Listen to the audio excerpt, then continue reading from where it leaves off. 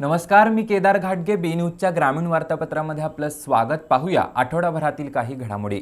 यंदा मान्सून वेळे अगोदर दाखल होत असल्यानं खरीपाच्या पेरणीसाठी बळीराजाची धांदल सुरू झाली आहे. रान तयार करण्याच्या कामासाठी शेतकऱ्यांचं सगळं कुटुंब राबतंय. गेल्या काही वर्षात शेतीच्या मशागतीसाठी ट्रॅक्टरचा वापर मोठ्या प्रमाणात केला जातो, पण आता डिझेलचा दर वाढलाय. त्यामुळे एकरी 2000 रुपये असलेल्या नांगरटीचा दर 2800 रुपयांपर्यंत जाऊन पोहोचलाय.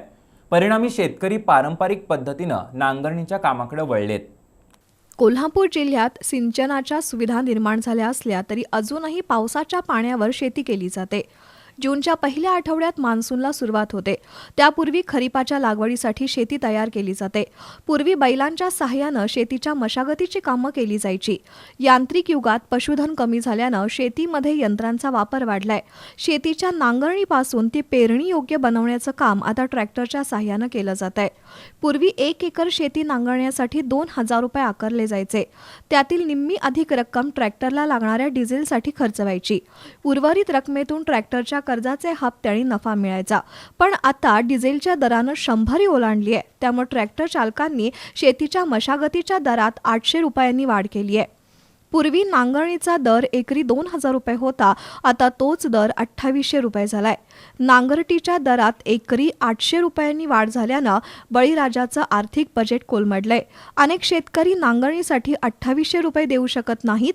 त्यामुळे ट्रॅक्टर चालकाचंही गणित विस्कटलंय. अशा परिस्थितीत शेतकरी आणि ट्रॅक्टर व्यावसायिक अशा दोघांनाही फटका बसलाय. मे महिन्यात आंब्यापाठोपाठ करवंद, जांभळं अशा रानमेव्यांनी बाजारपेठ बहरते. अगदी गल्लोगल्ली फिरून करवंद, जांभळं विकणाऱ्या महिला दरवर्षी दिसतात. यंदा मात्र राधानगरी, गगनबावडा, शाहूवाडी परिसरात अपेक्षित प्रमाणात रानमेवा बहरलेला नाही. रानमेव्याच्या टंचाईमुळे यंदा जांभूळ, करवंद, नेरली अशा फळांची चव चाखणं महागलंय.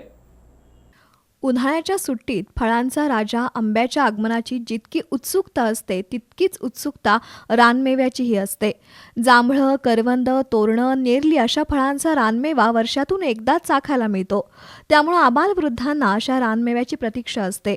दरवर्षी मे महिन्यात पहिले 2-3 वळीव झाल्यावर डोंगराळ भागात करवंद, जांभळं पिकतात. राधानगरी, गगनबावडा, शाहूवाडी, भुदरगड या तालुक्यांमध्ये करवंद आणि जांभळं मुबलक पिकतात.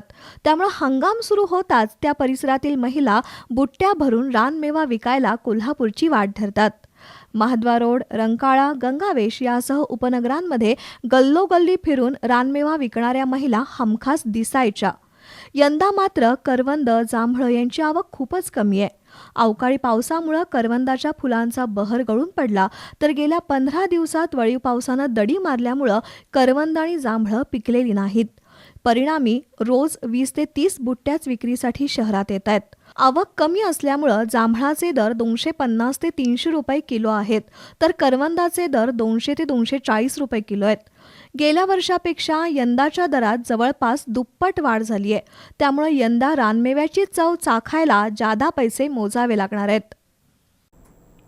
प्रतिज्योतिबा अशी ओळख असलेल्या पन्हाळा तालुक्यातील करंजपेण इथला ज्योतिर्लिंग मंदिराचा कलशारोहण सोहळा मोठ्या उत्साहात संपन्न झाला. माजी सरपंच लक्ष्मी पाटील आणि बाबूराव पाटील यांच्या हस्ते पूजन करण्यात आलं. यानिमित्त गावात सवाद्य मिरवणूक काढण्यात आली. पन्हाळा तालुक्यातील करंजपेण इथं लोकसहभागातून ज्योतिर्लिंग मंदिर उभारलंय. प्रतिज्योतिबा अशी ओळख असणाऱ्या या मंदिराचा कलशारोहण सोहळा नुकताच पार पडला. कवटे इथल्या मठाचे मठाधिपती रामदास महाराज यांच्या हस्ते पूजन करण्यात आलं. यानिमित्त गावात सवाद्य मिरवणूक काढण्यात आली. मिरवणूक मार्गात आकर्षक रांगोळी काढण्यात आली होती. हलगी आणि लेझिमसह हरिनामाच्या गजरात या निघालेल्या मिरवणुकीत गावकरी मोठ्या उत्साहात सहभागी झाले होते. माजी सरपंच लक्ष्मी पाटील आणि बाबूराव पाटील यांच्या हस्ते अभिषेक घालण्यात आला. याप्रसंगी एमडी पाटील, सखाराम पाटील, भिवा पाटील, अशोक आरंडे, सरपंच मानसिंग आरंडे, माजी सरपंच ज्योतिराम पाटील, आनंदा पाटील, भगवान इंगळे, प्रकाश पाटील, राम पाटील, विष्णू पाटील, पांडुरंग पाटील, गजानन गोसावी उपस्थित होते. राधानगरी तालुक्यातील कौलव इथं महाराजस्व अभियान उपक्रम राबवण्यात आला. शासकीय योजना जनतेपर्यंत पोहोचवण्यासाठी आणि जनतेच्या कामांचा निपटारा होण्यासाठी महाराजस्व अभियान महत्त्वपूर्ण असल्याचं तहसीलदार मीना निंबाळकर यांनी या प्रसंगी नमूद केलं. राधानगरी तालुक्यातील कौलव इथं 2 दिवसीय महाराजस्व अभियान राबवण्यात आलं. तहसीलदार मीना निंबाळकर यांच्या उपस्थितीत अभियानाला सुरुवात झाली. मंडल अधिकारी प्रवीण पाटील यांनी शासकीय योजनांची माहिती दिली. रवीश पाटील, सुशील पाटील, धैर्यशील पाटील, सदाशिवराव चरापले यांनी मार्गदर्शन केलं. शासनाच्या योजना जनतेपर्यंत पोहोचवण्यासाठी उपयुक्त ठरत असल्याचं BK डोंगळे यांनी सांगितलं. यावेळी स्नेहा पाटील, रुपाली परीट, सविता चरापले यांच्यासह मान्यवर उपस्थित होते. अन्य काही बातम्यांसह भेटूया वार्तापत्राच्या पुढील भागात.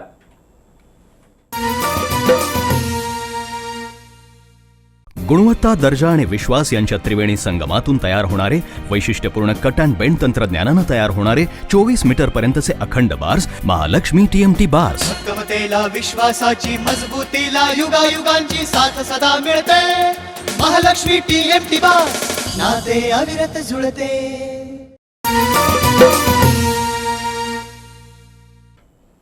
वार्तापत्राच्या या भागात आपलं स्वागत. स्वराज्याचे दुसरे छत्रपती संभाजी महाराज यांच्या कार्यकर्तृत्वाची आणि शौर्याची नव्या पिढीला माहिती व्हावी यासाठी विचारमंथन मोहीम सुरू करण्यात आली आहे. करंजपेंड गावातून या मोहिमेला सुरुवात झाली.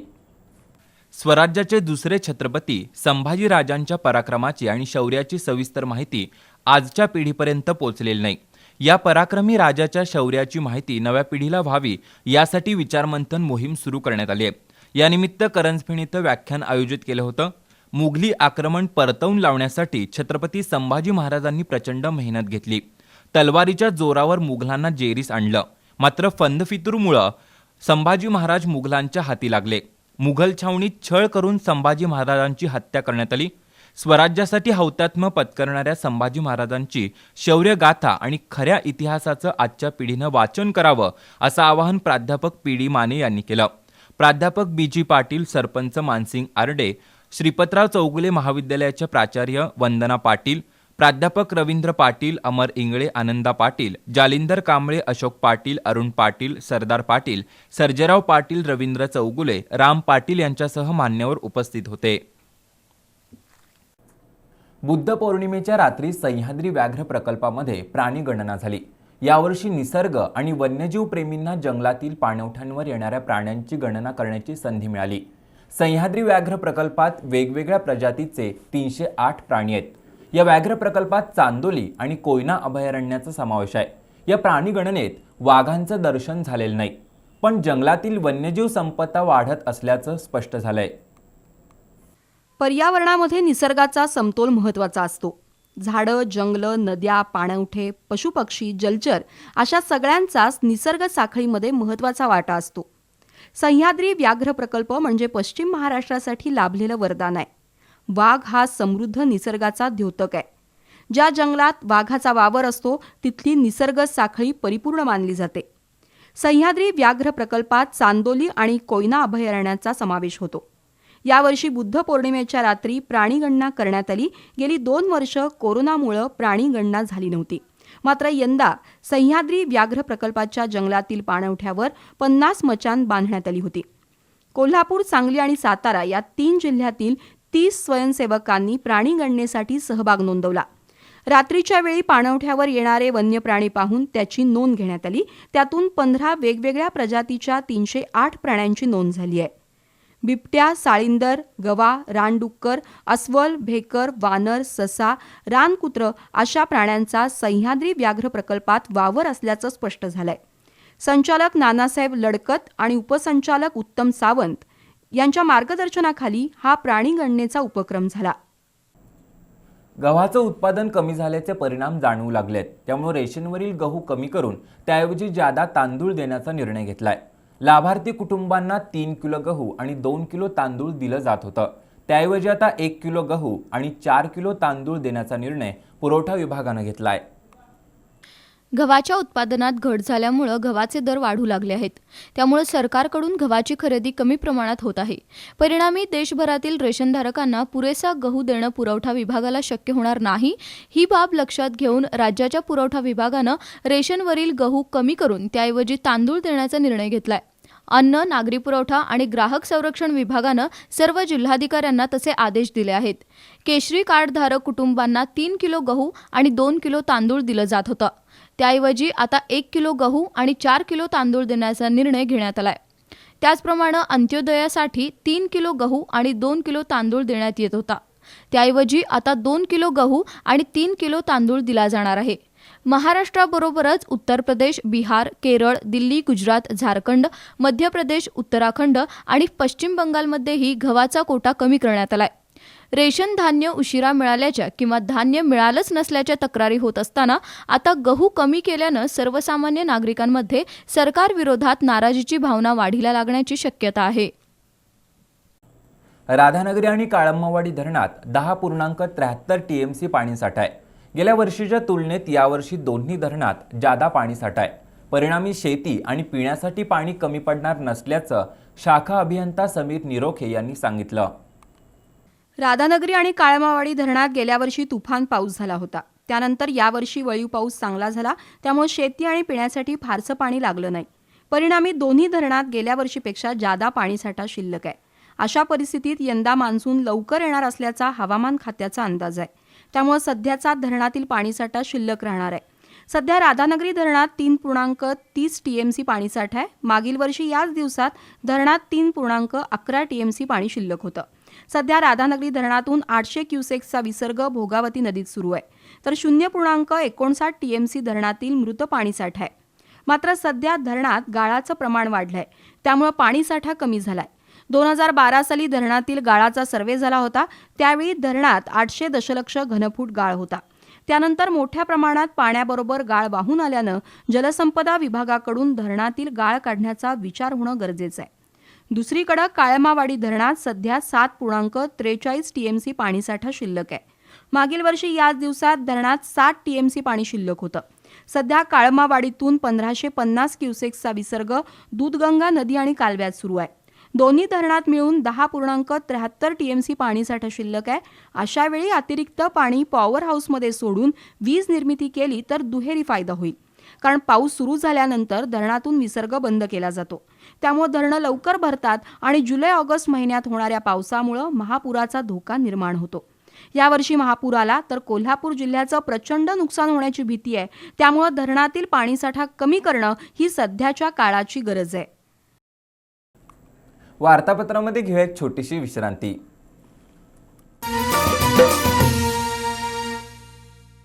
गुणवत्ता, दर्जा आणि विश्वास यांच्या त्रिवेणी संगमातून तयार होणारे वैशिष्ट्यपूर्ण कट अँड बेंड तंत्रज्ञानानं तयार होणारे 24 मीटर पर्यंतचे अखंड बार्स महालक्ष्मी टीएमटी बार्स. भक्कमतेला विश्वासाची मजबूतीला युगायुगांची साथ सदा मिळते. महालक्ष्मी टीएमटी बार्स नाते अविरत जुळते.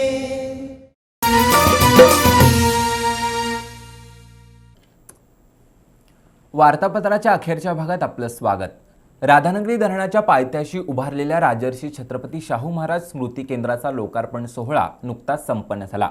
राधानगरी शहरापासून धरणापर्यंत निघालेल्या शोभायात्रेनं सर्वांचंच लक्ष वेधून घेतलं. शोभायात्रेत राजर्षी शाहू महाराज, छत्रपती शिवाजी महाराज आणि मावळ्यांच्या वेशभूषेत सहभागी बालचमू, लाठीकाठी, दांडपट्टा, लेझिम, झांज पथक, आदिवासी नृत्य, भजन अशा कलाकृती सादर झाल्या.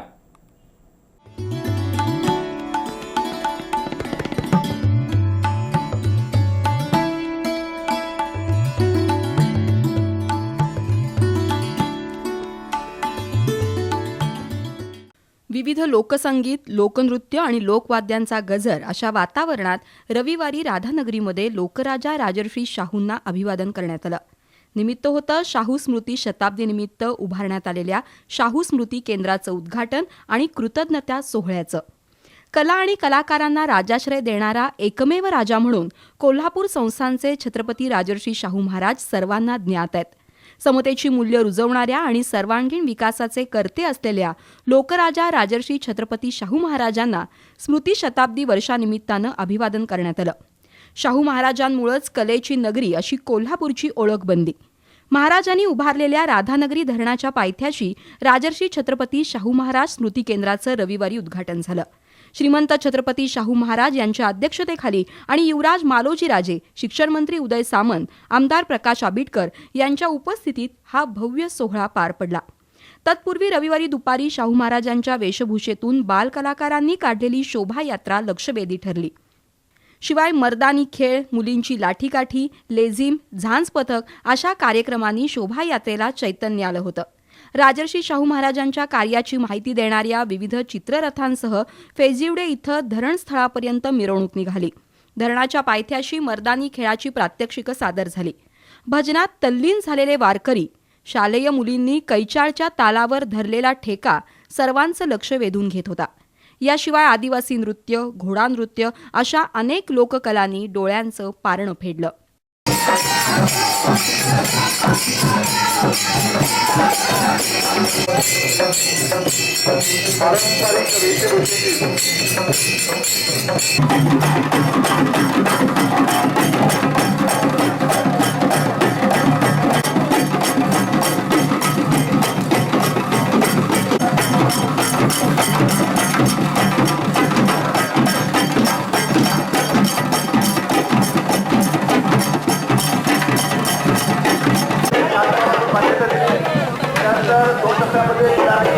राजर्षी छत्रपती शाहू महाराजांच्या पदस्पर्शानं पावन झालेली राधानगरीतील शोभायात्रा खऱ्या अर्थानं प्रेक्षणीय ठरली.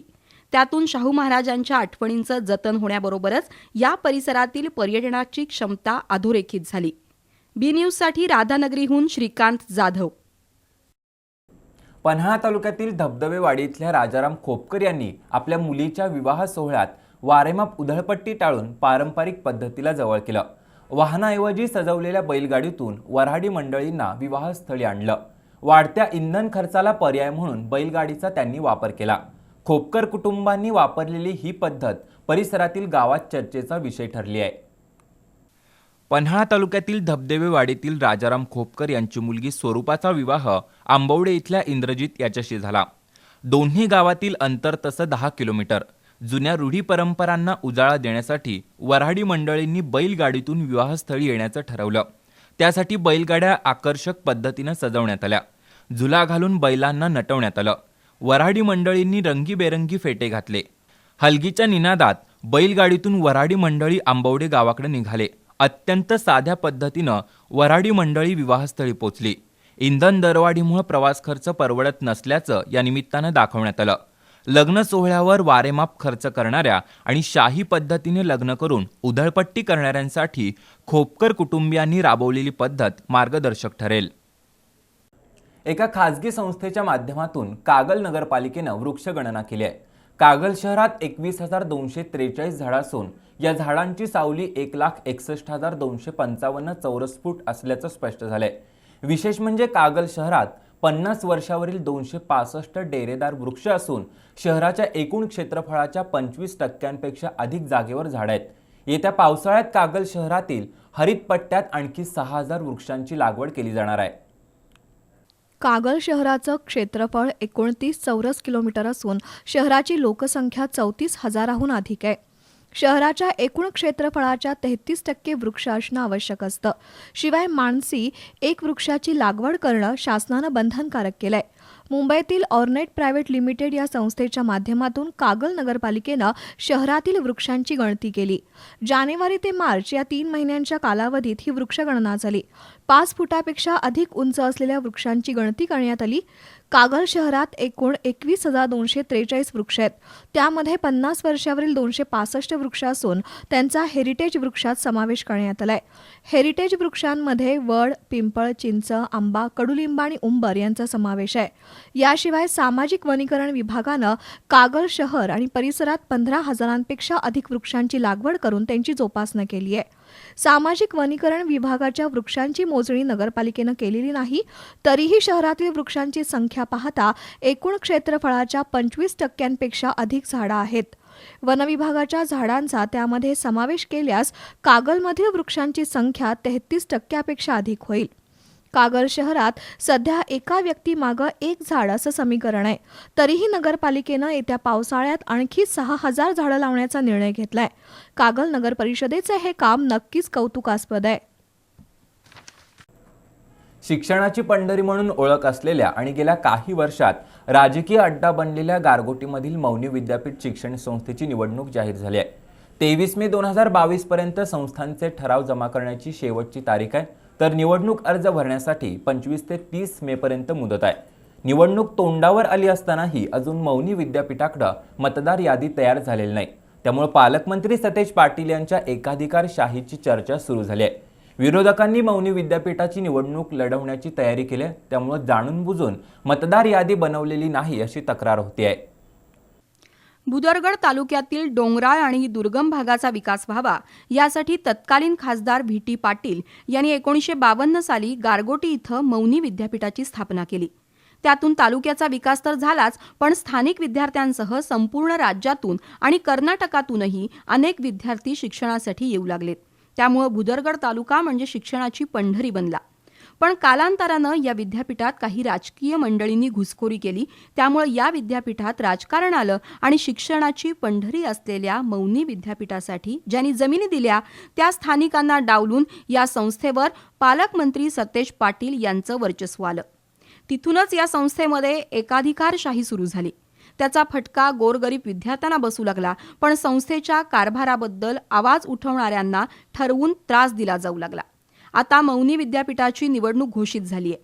25 ते 30 मे पर्यंत उमेदवारी अर्ज दाखल करायचे आहेत. पण नियमानुसार मौनी विद्यापीठामार्फत अन्य संस्थांना ठराव जमा करण्यासंदर्भात कळवणं गरजेचं आहे. ज्याप्रमाणे गोकुळ किंवा केडीसीसी बँक निवडणुकीमध्ये ठराव जमा करण्यासंदर्भात आवाहन केलं जातं, तशी प्रक्रिया निवडणूक अधिकाऱ्यांनी राबवणं आवश्यक आहे. पण मौनी विद्यापीठ संचालकांनी जिल्ह्यातील एका वर्तमानपत्रामध्ये जाहिरात देऊन आपलं काम उरकून टाकलं. शिवाय मतदार यादी सुद्धा जाहीर केलेली नाही. अध्यक्षांच्या आणि संचालकांच्या मनमानी कारभारामुळे नाराज झालेले काही स्थानिक कार्यकर्ते मौनी विद्यापीठाच्या निवडणुकीत उतरण्याच्या तयारीत आहेत. विरोधकांना निवडणूक लढवता येऊ नये यासाठीच सत्ताधारी गटाचा मनमानी कारभार सुरू आहे.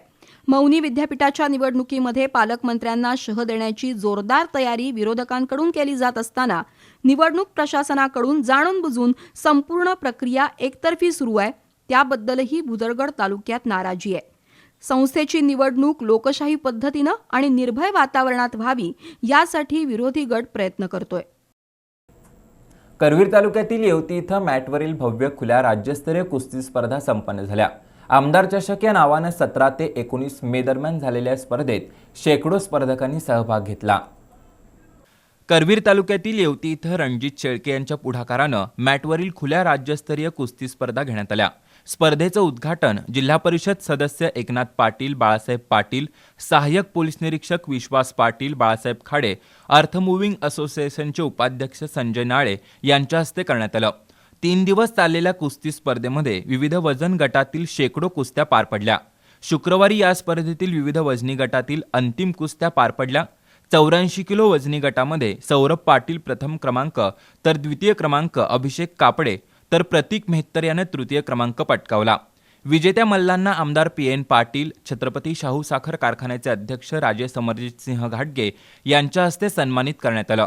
स्पर्धेला पंचक्रोशीतील कुस्तीप्रेमींनी मोठ्या प्रमाणात हजेरी लावली होती. याबरोबरच हे वार्तापत्र इथंच संपलं. नमस्कार.